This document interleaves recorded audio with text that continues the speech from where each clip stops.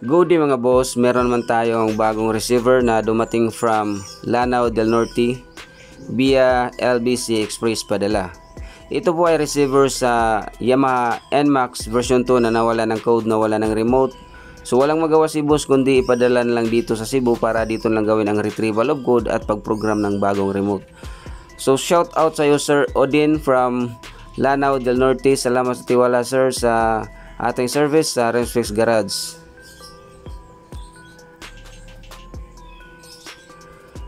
So sa mga tao dyan na nawala ng code, nawala ng remote, pwede kayong tumawag or mag-text sa number na nandun sa screen para mag-guide ko kayo kung saan nyo pwedeng ipadala inyong mga receiver kung sakaling hindi kayo taga Cebu. Or mag-PM sa ating Facebook page sa Remsfix Garage.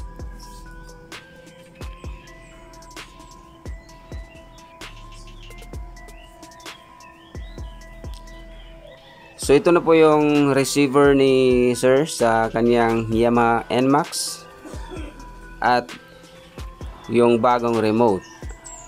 So si Sir Odin is nakabili na ng bagong remote. So ang problema lang is wala silang code, walang taga program doon sa kanilang lugar. So ang ginagawa ni Sir Odin, since na malayo ang Cebu, so pinadala niya via LBC Express padala.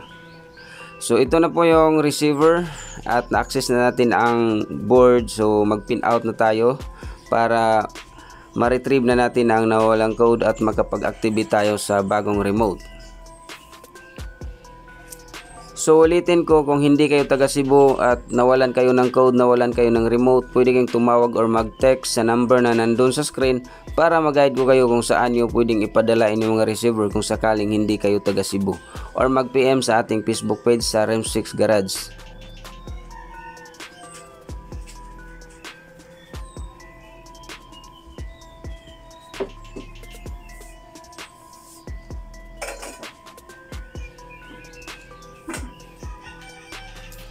Alright, so ito na po yung code. So huwag mag-alala na naka-public ang code dahil i-deactivate natin ito mamaya. Pero ito yung original code from NMAX version 2.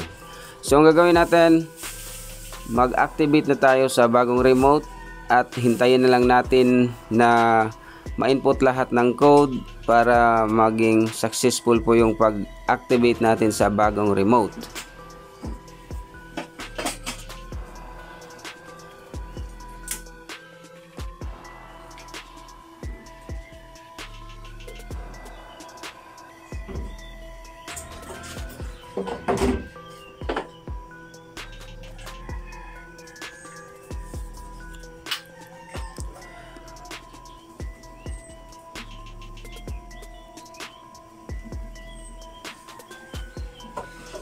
So ulitin ko, kung hindi kayo taga Cebu katulad ni Sir Odin from Lanao del Norte, magtiwala lang kayo mga boss dahil ako na yung bahala sa pag-program at pag-retrieve sa nawalang code. Magtiwala lang kayo sa ating service sa Remsfix Garage dahil legit naman tayo na gumawa dito sa Cebu.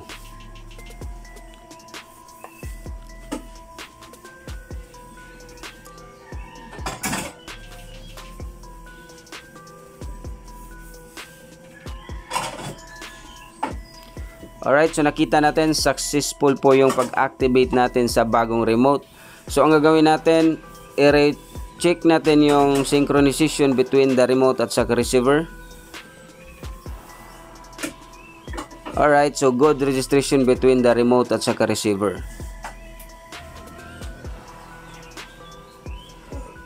Okay, so pagdating sa Lanao del Norte is plug and play, under na yung motor ni boss. So hindi na natin patagalin. Ibalik na natin sa Lanao del Norte through LBC Express padala. Alright? Sa Visayas, sa Manila,